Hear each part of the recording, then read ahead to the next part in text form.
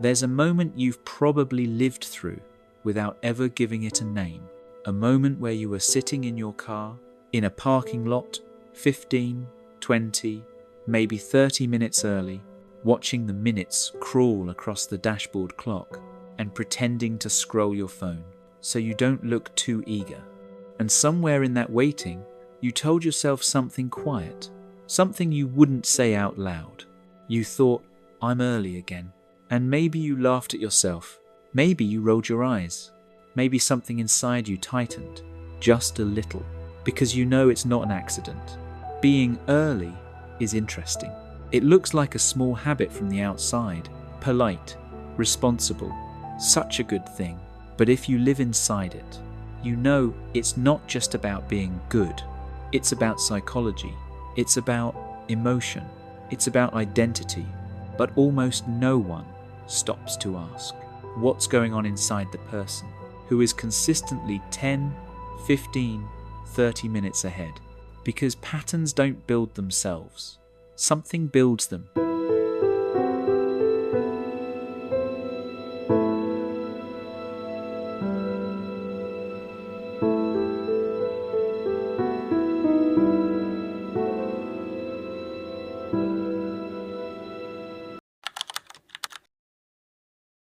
The truth is this: chronic earliness has less to do with clocks and more to do with an inner nervous system that is always forecasting, always bracing, always negotiating with potential disaster before it even happens.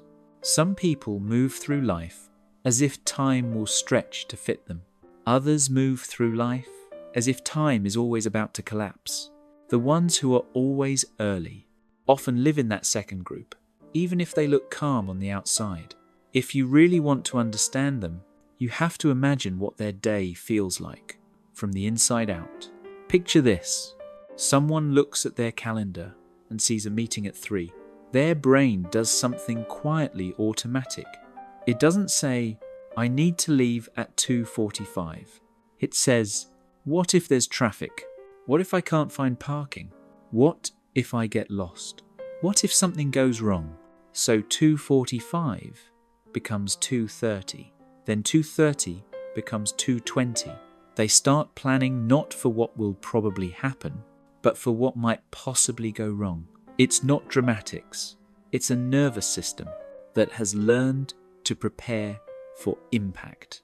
Psychologists sometimes talk about catastrophizing, about minds that jump quickly to worst-case scenarios. In everyday language, it looks like someone who leaves extra early, just in case. Not once, not twice, but every time. On the surface, it looks like responsibility. Underneath, it's about safety. But that's only one layer. There's also something called emotional timing. Many people who are always early don't just plan for travel time. They plan for emotional time. They plan for the moments they know they'll need to calm themselves, to rehearse what to say, to breathe, to make sure they look okay, to prepare for the room they're about to walk into. They don't want to arrive at the exact minute, because the exact minute feels like being thrown on stage without a warm-up. So they arrive early and they warm up alone, sitting in their car, standing in a lobby, waiting in a hallway. From the outside, it looks like too early. From the inside, it feels like the only way to arrive emotionally ready. Some people who are always early struggle deeply with the idea of being rushed. Being rushed doesn't just feel inconvenient. It feels like a loss of control. It feels unsafe. It feels like their brain can't keep up, so they overcompensate. They create wide buffers around everything. They'd rather sacrifice 30 quiet minutes than tolerate 3 minutes of panic. You might think, well, everyone hates being rushed. You're right. But for some people, the fear of that sensation is loud enough to shape their entire schedule. Imagine living in a world where the thought of being late doesn't just annoy you. It makes your chest tighten. It makes your stomach drop. It makes your mind replay old memories of being scolded, embarrassed, or made to feel like you were too much or not enough for arriving at the wrong time. For some, earliness is not a quirk, it's armor. And then there's upbringing. Many chronically early people grew up in environments where time wasn't just practical, it was moral, where on time meant respectful, where 5 minutes late wasn't a slip, it was a character flaw. Maybe they had a parent who was always waiting at the door, keys in hand, anger simmering, saying, "We do not keep people waiting." To that still, it's. Maybe they watched appointments, events, opportunities almost missed because someone else was late, and they swore quietly, "That will never be me." And so they built a life around never letting it be them. For others, it was the exact opposite. They grew up in chaos, missed rides, forgotten pickups, rushed mornings, last-minute panics, appointments blurred and lost in the noise. Time was unpredictable. Plans were unstable. Being late wasn't 5 minutes. It was hours. It was disappointment. So as adults, they became the opposite. They became the ones who are always early, never wanting to reproduce the confusion they once had to endure. Their earliness is a quiet vow. I will not be the reason someone else feels forgotten. And then there's another layer, the one no one sees, under the surface of "you're always so reliable." Some people who are always early are chronic overcommitters. They say yes because they don't want to disappoint anyone. They show up early because that's how they prove they're dependable. Their worth is quietly tied to being the one who never drops the ball, never arrives flustered, never becomes the problem. To be late would feel like becoming everything they're afraid of being, so they triple check. They confirm the time. They map the route. They leave earlier than they need to, not because they love waiting, but because they're terrified of being the one who lets someone down. There's also perfectionism, not just in appearance or performance, but in timing. Perfectionists often believe there is one correct way to do something. So if the event starts at 2, arriving at 2 doesn't feel on time. It feels like a risk. They'd rather be in the building early, collected, poised, ready, than walk in at the last minute, still adjusting, still flustered. Their earliness isn't laziness.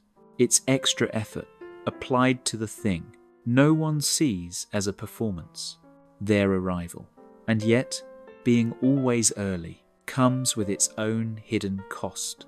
People praise punctuality, but they rarely notice the toll of all the small pockets of time spent waiting alone in cars, on benches, in corridors, in lobbies, the toll of rearranging entire days around padding and buffers, the toll of constantly rehearsing what if something goes wrong for even the simplest plans, the toll of being the first one there and the last one to leave. More often than not, if you look closely, you'll see something else. People who are always early often carry a quiet tension in their body, even while they're waiting. They check the time repeatedly, even though they know they're early. They rehearse what they'll say. They mentally run through the agenda. They wonder if they overdressed, underdressed, misread the time, misread the place. Their body is present, but their mind is still scanning for danger. For many of them, early isn't peaceful. It's a holding pattern. There's also the emotional story tied to being the good one. Some chronically early people were praised as children for being responsible, organized, mature beyond their years. They became the kids you could count on, the one who remembered the times, carried the lists, kept track of the details. That identity followed them. Now they're the friend who remembers the reservation, the co-worker who shows up 10 minutes early, the sibling who arrives first to help, the one who gets there before everyone else, to make sure things are okay. Being early isn't just a habit, it's who they think they have to be, to deserve love, trust, respect. If they show up late, even once, they don't just feel off schedule. They feel like they've broken the image everyone has of them and the image they have of themselves. And that's heavy. But here's something important. People who are always early are often deeply reliable in ways that go beyond time. They're the ones who answer messages, who remember details you forgot you told them, who show up when you're hurting, not just when they're scheduled to.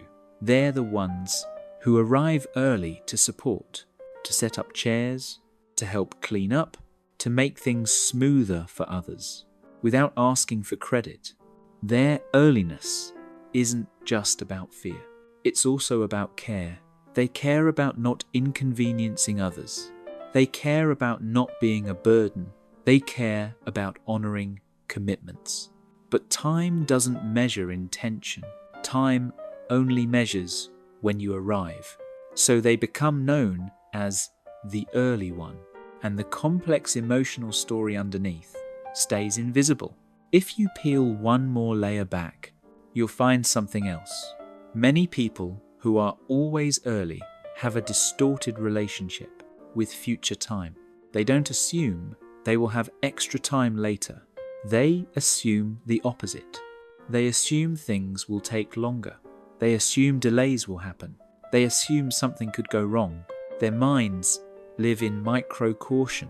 Leave earlier. Add 10 minutes. Add 15. Just in case. Where some people imagine the future as open and spacious, they imagine it as crowded and narrow, full of possible obstacles. They must preempt.